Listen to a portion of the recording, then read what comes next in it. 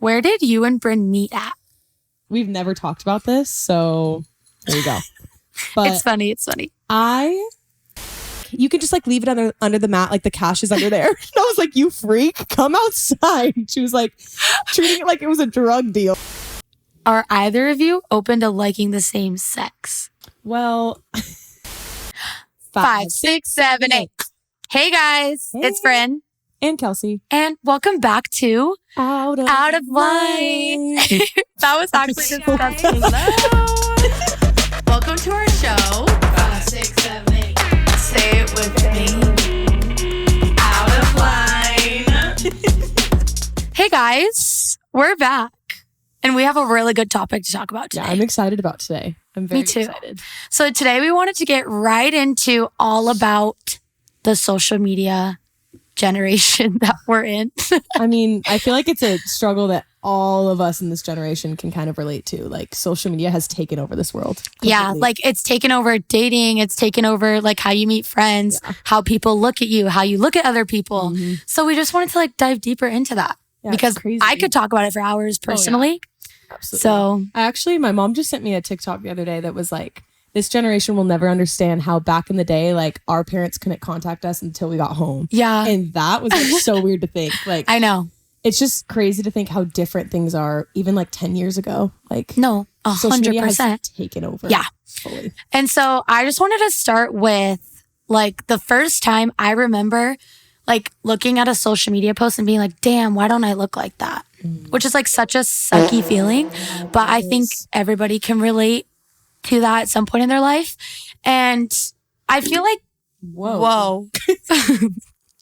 I feel like there's been periods of time where being skinny was in, being curvy was in. Do you know what I mean? Yeah. And I feel like now social media is all about being real and like But, like, even unfiltered, still, like, but you're real. still not. Yeah. You know what I mean? Yeah. And so I remember I was younger. I think it was in high school, like freshman year of high school was when I used to like stand in the mirror and be like, "Ugh, like, I want to change this about myself and this about myself. Yeah. And like when you go online, just scroll through even your explore page on Instagram, there was girls who had boobs and I didn't have boobs. And I was like, damn, like, why don't I look like that? That is so annoying. And I'd be like shopping for bikinis that I wanted to look good on me, but like none of the models like looked like me. They were this unrealistic beauty standard of what I wanted to look like, which now I've like found like, oh, like I'm glad with how I look, which took like 4 years. Yeah, good for you, dog. I'm getting there. But I'll get there. I like still, you know, I still No, I have know those what you moments where I'm like, ugh, like that girl, like I don't look like her. Do you know what I mean? I mean, yeah. Like, have you ever felt like that? Like looking at a social media post? Absolutely. I feel like that's why I was so insecure. Like, I like to say now, like, that I'm not as confident as I'd like to be. But looking back, I'm actually a lot more confident than I used to be. Yeah. Because in high school, I did my makeup however they were doing it online. And I dressed however Agreed. everybody else was looking online. And like, I just wanted to fit in with the mold. And I never really felt the need to stand out until I left high school. And I did my last year of high school online. And that's when I finally like branched out and tried like new things, because when you're in high school, especially, I feel like you look around and there's just certain things that you're like, oh, I need to be like that. And like you said, Brynn and I, if you haven't noticed already, we just don't have boobs. That's just didn't come that hard. Wasn't in, yeah, God didn't have it in my favor. Skipped right on over our so like, and we talked about like in the dance world growing up looking at dancers, like everybody was getting boobs before us. And like we started puberty later than everybody else. Like it was just such a feeling like you weren't on the same path as everybody else. I feel like that's how I felt. It was like Totally. 10 steps behind everybody else. But No, I now agree. It's so different. It is different now. And Yeah. I 100% used to edit my Instagram pictures, like my face, like I would like whatever, like use Facetune because I wanted to be presented on social media as like I had no Perfect. flaws. Yeah. Because when you like are in real life, like obviously everyone has their flaws. Like everyone does, and that's okay.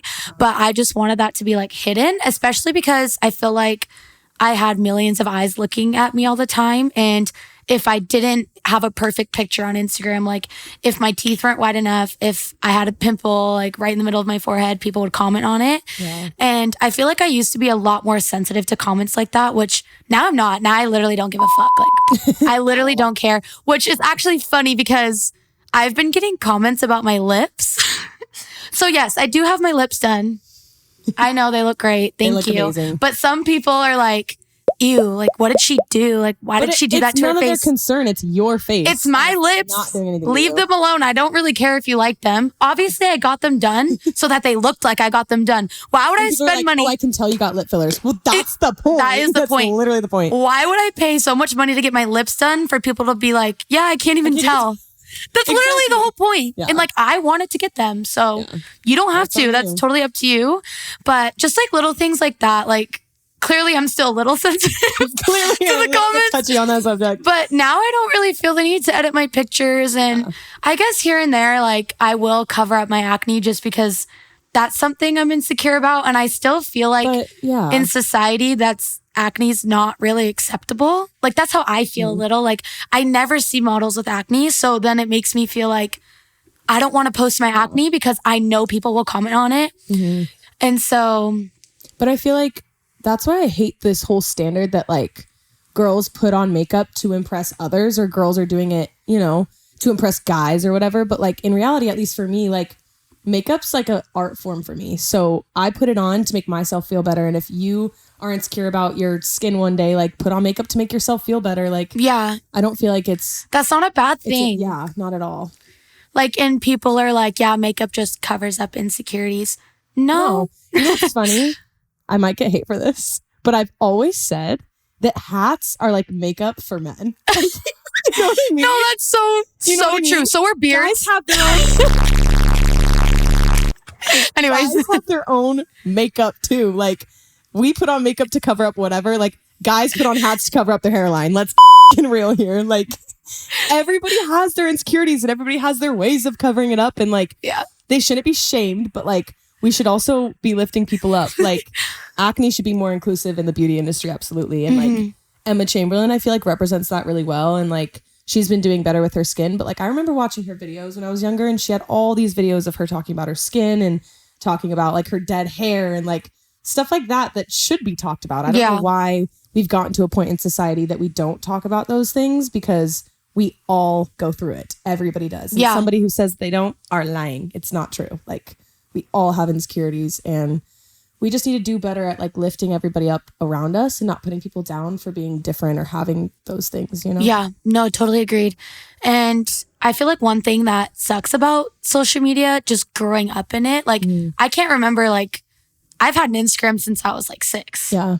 Just because of dance. Like I just had. Dance, especially. And I was just like, that's what I remember. Like it sounds really sad, but like I don't really remember like life without posting on like Instagram. That is really like sad. You can literally scroll down to the bottom of my Instagram. Like I've archived a ton of pictures, but my first post, I was like 8 at a dance competition. So like I've always posted on social media. Yeah.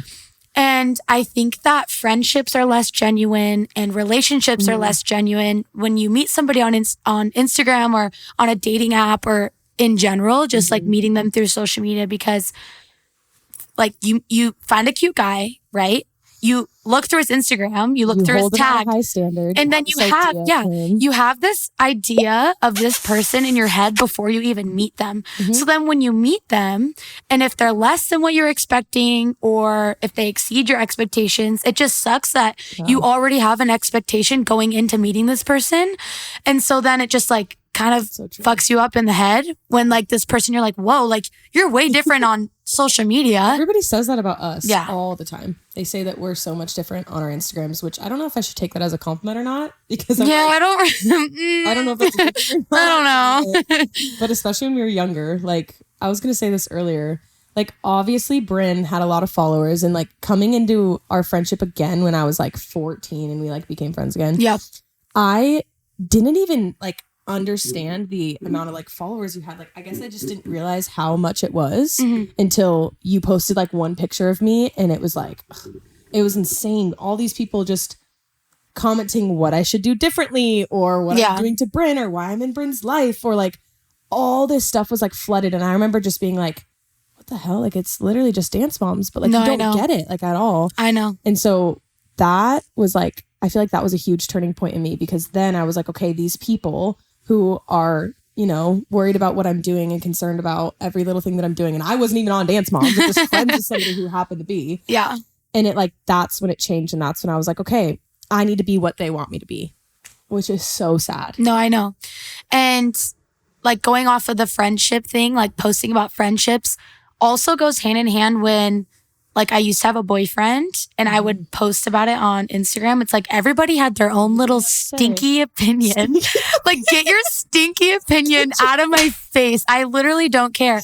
And so then like when me and my boyfriend broke up, everyone's like, oh my gosh, like they broke up. What's the deal? Yeah. Like, Bruh. this is why like I feel like if I ever got a boyfriend again, which I will, I would definitely. but I won't really like, that's my business and I don't want to share that anymore. You know what I agree mean? with that. I feel like even though I'm not like on Instagram necessarily like having people concerned about that, like I feel like I just keep it private, because it's really only between that. And that is the shitty part about a breakup, is everybody questions and wonders like what's going on. Like, it's so frustrating. But if you've been keeping up with us, we have these like boys that we've been hanging out with, just like friends that are just like happen to be really fun. But we met them in person, and Brynn and I were talking about like how awesome that is and how like rare that is. And like when I was telling my mom that, she's like, that shouldn't be that rare. No, I literally can't remember the last time I met like a cool person in person. No, yeah. That's You the know? thing is, we met them face to face and just like whatever. And that was where I held them, instead of like looking at an Instagram and being like, oh my gosh, like, I don't know, like you said, having that idea of them in your head. We met them in person, so we already knew what they were like. Yeah. And then I stalked them and found their Instagram, and then We made an opinion on them. But So- if you watched our last episode, we're like, oh my gosh, like we're just hanging out with them, whatever. Bruh. We are just hanging out. They found the video and sent it to us in our group chat. And I've never been more mortified in my life. If you guys saw our like YouTube short that was like, when the podcast is running late, but the cute boys are on the way to pick you up. Like, that was true. Yeah, Okay. this is true. They screenshotted it and sent it to us. And so that was a little bit humbling for me. We were like, personally. we have no explanation. I was like, This is awkward. But it's kind of funny because I think they find it kind of funny. Like when they came over, all our podcast stuff was like set up. So they kind of knew that we had a podcast at that point. And now they just know we're talking about them. So, hey. So, hey, Hey. hey, get off now. Thank you.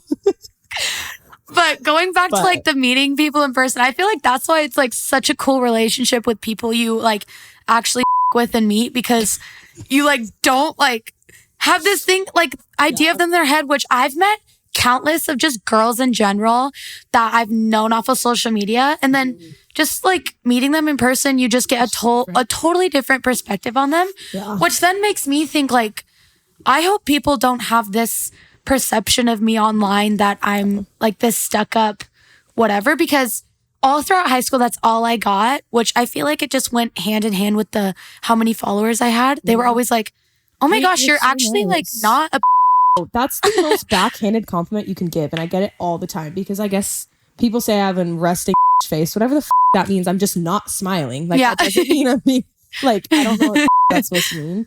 But they like always come up to me and they're like, oh, I thought you hated me at first. How would you know that? Because we haven't spoken. So why would you have this like idea that I hate you?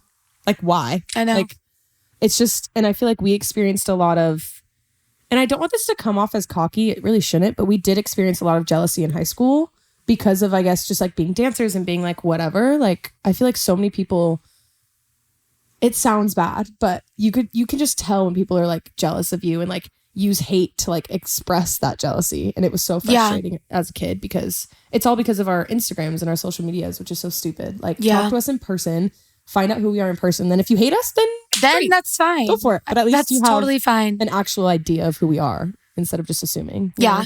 And like the hate that we experienced in high school, it like also stems into like, I got a lot of hate comments like coming off of the show, just because I feel like my situation going into the show wasn't really ideal. It was supposed to cause drama. That's what people don't understand is like, people thought that like my mom and I went on the show to just like on everyone, which like that wasn't like, you don't understand. Like that was our job. Like our job was to literally come in and stir drama, which like I would never choose to do in actual real life.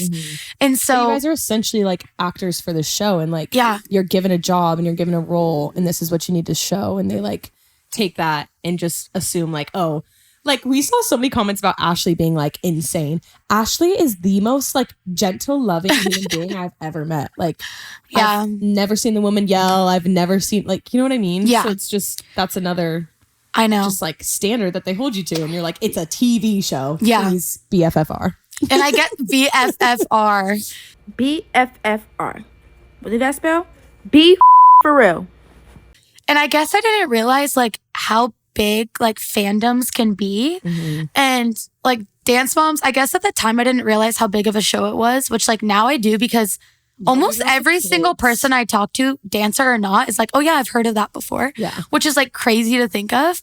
But like with that, I'm so grateful for like all of the fans that I do have, because like you guys are like literally the like I love you guys. I love commenting back to you guys and I love talking to you guys.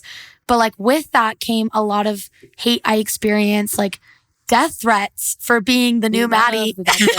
We love. Like actually like, and I was 12. And so I'm lucky that I didn't really care. Like I don't think I've ever even shed a tear over a hate comment, just because I know it's people behind a screen. Like no person would actually say that to my face. And I'm glad that I had that thought process throughout the whole thing, because it never really affected me. Yeah. But I know that for a lot of other like social media influencers, it really affects them, which I wish I could just like talk to them. Like, you know what? Like in the end, it literally doesn't matter what these people have to say. When you die one day, No. it's not going to say on your grave 10,000 hate comments. It literally does not matter. It's just hard when you're young, because you just read it and you believe it. And I feel like we've grown so much and learned so much that we're finally at a place where it's like, and it's feel like we don't get as much hate comments. I don't really get hate anymore, which I'm very thankful for, but it's very easy to give into it. Like it's very easy to read all the bad ones over the good, because I feel like a lot of the times, like even bad thoughts or bad comments or comments made on your appearance definitely can overshadow the good ones. It could literally like, I could have like 10,000 amazing comments and I'll still point out the one bad one and be like, why did she say that?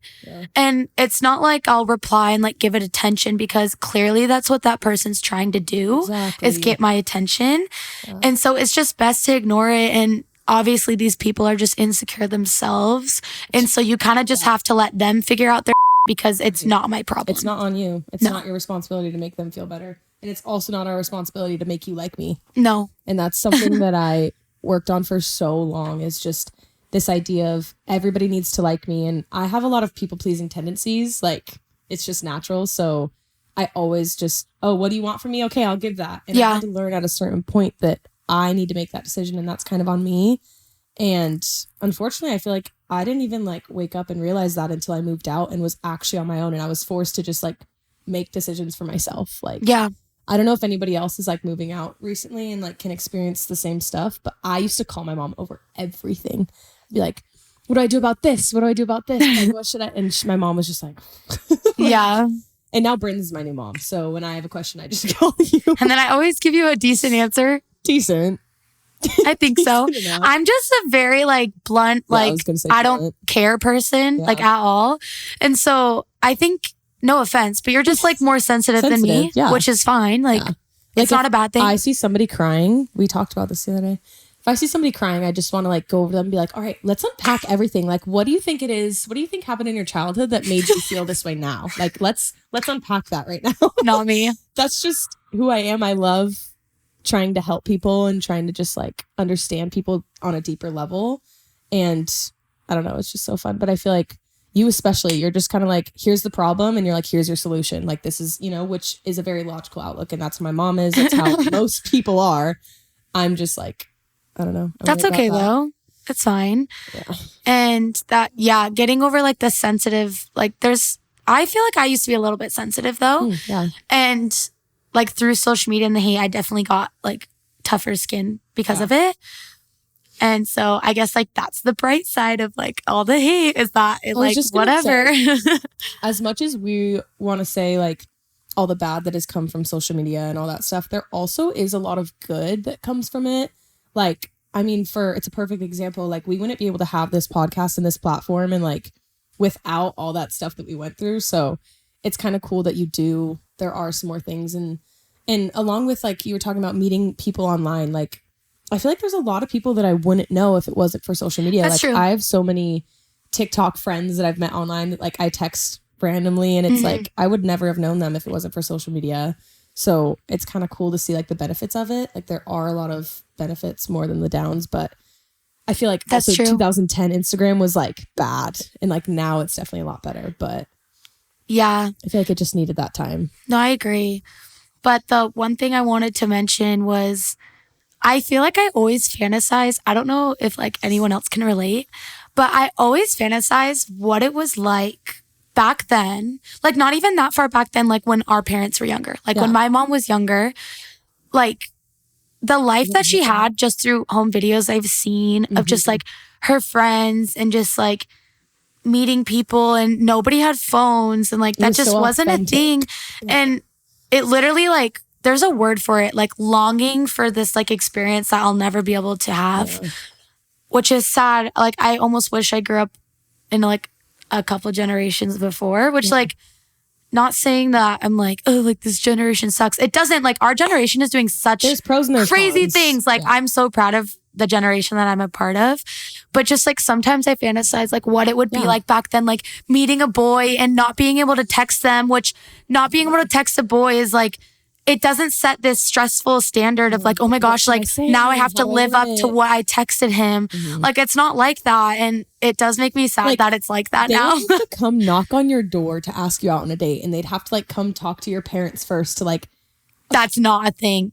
Like that's so cute. I mean, like and sometimes. that home video thing, like I can relate to that so much. Like watching these old videos of my parents just kind of like, I don't know, just doing whatever. It's so sad to watch because I'm like, they just set up a camera and then they're just like real. And I feel like now, maybe I'm wrong, but real is the fake. Real isn't real anymore because you set up a camera and we're like aware that a camera is there and we're trying to whatever. Like that's so sad that it's gotten to that point. And so I don't know. I just hope I have like authentic videos and moments to like share with my kids one day. And like our friend Kamal, when we went to LA, shout out Kamal. Kamal, we love you. She has this really like old school cute little camera, and she was like taking pictures, and like that's what I want to show my kids one day is like pictures like that. It's just like, I don't know. And like back in the day when you used to have to take a picture and you couldn't look at it. Like you just couldn't. You had to wait. You go get it. Like that's crazy. Now we're like 3 pictures. Let me see it. Okay. Yeah. Now let me try again. Like, yeah. And I think that was our goal with this whole podcast is obviously you have a version of us in your heads from our Instagrams and our TikToks and all this stuff. And we just wanted you guys to like be able to sit down and just like see a more real side of us. Yeah. Because I would love to share, like, I'm so happy that I'm able to share this part of me. Like having this podcast and just being able to sit down and talk about what I think and share my opinions and hear your guys' opinions is just like, makes me feel like we can be closer because we're just able to like be us, and like people do judge us and it's fine. I don't really care. Yeah, honestly, but at this point in my life, I'm so used to it. I honestly expect it more than anything. And like, I don't know how you guys watch podcasts, but when I watch them, I'll like set it up like on my table and then I'll like be eating something and just watching. It just like makes me feel like I'm sitting down at a dinner table and just like having that conversation. And with that's that how person, I want you guys to feel. Yeah. I want you guys to be able to sit down, do your makeup, eat some lunch, and just like listen to us. And like, it's kind of why we brought the phone number option to you guys too, is because we want you guys to be able to reach out. Like we can't get to you all, obviously. So this will be an easier source to like get these questions and try and help you guys as much as we can. Like, that's at least like our favorite thing to do. Yeah. And like we always mention, we're not pros, but I like to think that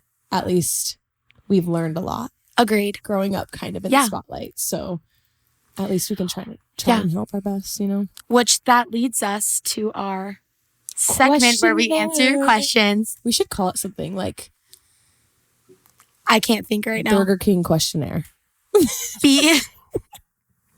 Comment if you have a good idea for our segment where we answer your questions. Burger King is great. If you guys didn't know, I don't think we've talked about this. Oh, this is a funny story really fast. Since we're B and K, instead of like telling people we're Brynn and Kelsey, we're just like, hey, I'm B, hey, I'm K. And so this one was B like, and K. Burger King. And so like now everybody calls us Burger King. No, we used to be like college party girls for like a good month or two, like every weekend going to the frats, going to the bars. Like that was our whole identity for like a couple months. Glad it's not anymore. Maybe 3 weeks. Glad it's not anymore. But they'd be like, yo, Burger King, what is up? And I'm like, I forgot that you guys called us that. Yeah, no, because like we don't go to college, but we're in this college town. So we're like, we still maybe go, yeah. we should like see what this is about. No, I made not the for right me. decision not going to college. And it works for some people. It does not work for me. It wasn't my thing either. I literally wanted to die. Yeah, it's okay. I think we talked about this one time, but we went to a frat like 2 weeks ago. Our like roommate convinced us to go. We showed up for 20 minutes, maybe 20. Like actually 20 minutes. And I looked at Brynn and I was like, do you want to go? She was like, yes. I was like, thank God. And then we left. Funny thing, I get recognized a ton at frats. Yeah. Frats is like all the college girls are just like, I think our age and they like grew up watching it. Yeah. And so they're always like, yo, they're like, I know you look really familiar. And I'm like, I don't know, man. And then they're like, no, you're from that show. You're Brynn. I'm like, yep. It's like, yeah. You figured it out. And then I can't tell you the countless pictures I've taken at bars. And Ashlee just told you my not that long ago that she like went to the bar and like all these girls like bought her drinks because they were like, Ashlee, dance mom Ashlee. Yeah. Like, so if you took shots with my mom in North Carolina, comment because that's sick. Yeah. That's so funny. Okay. But should we answer our questions now? To the questionnaire. Burger King questionnaire. Please don't. Toby's ready. Immediately no. We have a phone number for you guys to text if you didn't know already. So get your notes app out and write this down. Or memorize it.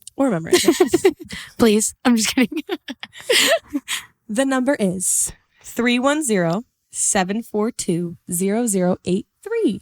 And it's also on the screen. Screenshot. The first question is from Darla. Shout out Darla. Hey, Darla. This is for Brynn. Brynn, do you still stay in touch with any of the Dance Moms kids? I actually love this question because I feel like people expect me to say no. Mm-hmm. But it's not like the type where you think like I'd talk to them all the time, but we're all still obviously connected through Instagram and I love seeing their posts. And I've texted Kenzie like here and there randomly. She actually texted me a really sweet message that she watched our podcast. Yeah. And I thought that was super sweet. And I've like listened to her music and I'm so proud of like everything she's done, which I feel like people know that I had the closest relationship with her. And so next time I'm in LA, like I'd totally love to see her just because she's like, all the girls are just so humble and cool. And I don't like obviously like keep in touch just because we've all gone our like own paths. Yeah. But yeah. It's kind of the same idea of just like a normal dance studio or even school. Like you grow up with these people and you always have that attachment, but like people grow and change and like exactly. You could call any one of them any day now and just be like, yeah, if I like ever saw any one of them in person, like I would totally be like, oh my gosh. Like it's just like, there's always like those friends that you had like a cool experience with that if you didn't talk to them for 5 years, you could talk to them in person and it would be like nothing really changed. And that's how I feel like those girls are. I'd have to agree. Yeah. Honestly. Kelsey. This is Darla. Is also from Darla. I love that name. That's so cute. No, that was cute. Where did you and Brynn meet at? Okay. So a lot of people think that we became friends recently, but if you've been keeping up with us, we've been friends for a long time. We were obviously like friends at 2 years old. We were kind of forced into friendship. We were two. Yeah. Yeah. We have old pictures together. We just grew up in the same small town and danced together at the only studio in the small town, which is crazy. Exactly. And it's changed so much since then. Yeah. But we re-met later on in life because we were like 13? Yeah. 13. And you can say how. It's funny. I don't want to say how. Why? We got to keep it. They already know. There's been 13 years old. So taking you there. We've never talked about this. So there you go. But it's funny. Okay. You don't have to say like. I was like selling a vape on my Snapchat story. Okay. 13 years old. She's like, who wants my Soren? Like, who wants my vape? Because I didn't want to vape anymore. And Brynn slid up and was like, I want it. So sorry, Mom. But anyways, back then it was like zero nic. There wasn't any nicotine in it. It was like water vapor and we just liked blowing smoke. And we just were like cool, like freshman in high school, Thug like, I life, want to like, vape. yeah. Like, yeah. So anyways, she like comments on it and I like go drive to her house and she was like, you can just like leave it under the mat. Like the cash is under there. And I was like, you freak, come outside. She was like treating it like it was a drug deal. Please. I was like, you're so weird. I felt so bad. Like I felt like I was like doing bad It stuff. feels so scary and like, I felt yeah. terrible. But then my like friend was taking me there because I couldn't drive obviously at the time. And so I don't even remember our conversation, but somehow it turned into me having a sleepover with you and Celine that night. Like I just like came in and then I never left. And then You the just rest got is stuck with history. me. We've been close ever since. Yeah. We've had our ups and downs, but like Oh yeah. the vape brought us together. Oh.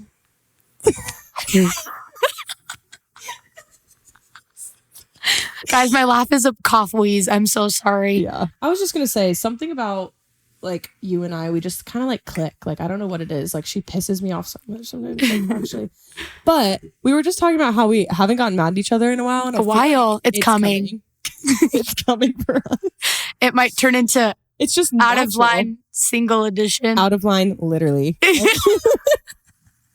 When our name was Double Take, our roommate was like, if you guys ever broke up, it'd be Single Take. Broke up.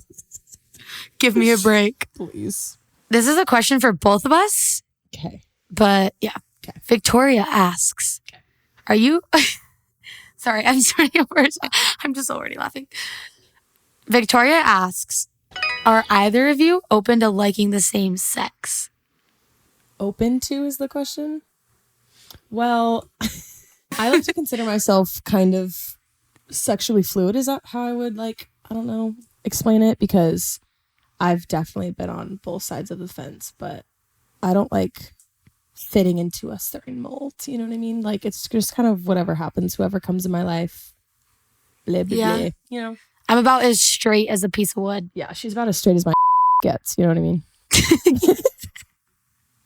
And like, it's funny because we kind of openly talked about being kids and like kissing girls as young girls, and everybody's like, "Oh my God, they're lesbian." And it's No. like, if you're not a girl, you No. don't get it. A lot of girls Yeah. do that at a young age. I mean, you're young and you're stupid, and your friends are like, "Oh my God." Well, it's just funny. Like everyone's kissed their girlfriends, but Yeah. for some reason that turned into like, oh my gosh, is Brynn gay? But I'm not. So that answers that. That answers that. That answers that. Hopefully there won't be any more confusion. You know, me and Kelsey have gone before, like, are you guys dating? We actually get that sometimes. When we were out one time, somebody came up to us and they were like, "Are you girls together?" And we're like, "Yeah, we're stupid, and together." like, "Yeah, we came here together." And she's like, "You guys are so cute together." And we were like, "Wait." No, she was like, "You guys are a beautiful couple." And we were like, wait. No, No, not like that. We're just, no. we're just friends. Alden says, I think I said that right. Yeah, Alden. Alden is wondering, I was on your TikTok live and you said to text you with tea or advice. I walked in on my best friend, my brother. What do I do? Well, Alden, first of all, you're no, I'm just kidding. I'm totally kidding. Totally kidding, Alden. There's still hope. Okay, on the real though, I don't know. Okay. That's a sticky situation. I feel like I can kind of touch on this because I have two older brothers and I had to experience that, you know, growing up with my friends crushing on my brother and whatever. And when I was really little, I had these two girlfriends that like were obsessed with my brother and ended up like kissing my brother and whatever. And it made me so sad back then because it was just, I feel like there's an aspect of respect that they owe you. True. There's like a boundary. Hey, I'm going to go your brother. Cool? And then there's, you know, No. like, Not cool. and then I can't really stop you because obviously my answer is going to be like, no, don't my brother. But if you're just like, at least let me know. I feel like I'm asking. for me personally, like obviously I've never experienced this, but there would be a difference between like if you had good intentions with my brother and if you really liked him, Right. and if he really liked you, like that would be okay with me. I wouldn't mind. But if you're just like hoeing around and you're just like doing it for no reason, that would piss me off. Yeah, then it's like a waste because our friendship is on the line and like my brother and I's relationship is on the line. So it's not just like taking the steps to like, I don't know, be respectful. I think like on advice of what I would do, it would be like talk to your friend, be like, why? Like just Yeah. Try to understand if there even was a reason. Yeah. And then if there's not a reason, I'd be like, that's really up. You're up and we shouldn't be friends. We shouldn't really be friends. That's just weird. Walking in on it. I don't think on I've ever done that. And I think I'd be traumatized permanently if I ever. Yeah. No, I don't even know. I'm praying for you. But my brother as of right now is dating one of my friends, and it was kind of funny because I just walked into my house and she was there with my brother. And so it was very like, what the fuck are you doing? You're like, here? what's going on? But I mean, I really support them and I love them together. So it's like, I'll let it slide. But I also didn't walk in on them. So that's sorry you had to experience that. And my personal advice would be, like she said, go to the best friend first. I feel like, well, first of all, your brother owes you. That's like, but boys are really horny and it's just kind of like they do what they want. So I'd go to your best friend and I'd try and clear that. And maybe it's just time that you're not friends with them anymore. I don't know. That's what I would let us know what happens. I'm like, keep us. I'm invested. I'm invested. Yeah. You need to tell me now. Next question is from Kenzie B. How do you deal with body issues when you grew up as a competitive dancer? I retired from my dance career around 3 years ago, and I'm just now seeing the impacts of eating habits and self-hate. This one's kind of hard because I was raised, like when I was in dance, my mom was very strict about, eating healthy and taking care of your body. And I was also in school where a lot of my friends that weren't in dance, like didn't take care of their bodies and ate whatever they wanted. So it was hard for me because I was like, well, they can eat whatever they want. Why can't I? And so I feel like when I left the dance world, like you, when you retired the dance world, that's when it all hit me because I was starting to eat whatever I wanted and I started seeing changes in my body. And I didn't have enough self-discipline to be like, okay, let's just start eating healthy then. And I just immediately went to let's start eating less. And I feel like that's so sad because when you're young and you're little, you're gonna be super petite and little. And when you go through puberty and grow up, you're just not. And that concept was so hard for me to wrap my head around. So I feel like my best advice to you would just be to like create your own relationship with food, whatever that is. Like, don't try and be like anybody else. And if you want to start eating healthy and start working out and taking care of your body, do that. But if you don't, then don't. Like, I feel like a lot of people just think that they have to be a certain way. And I feel like you need to remember that just taking care of yourself and just eating in general is all you need to do.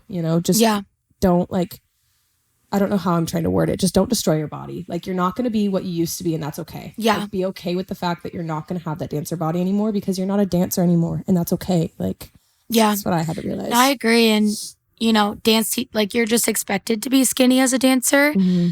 That's just like what the dancer physique is supposed to look like. You're supposed to be long and skinny. And so when you're not that anymore, you've been like had that drilled into your head. Like, you need to be fit and you need to be, just healthy, skinny is what they would say.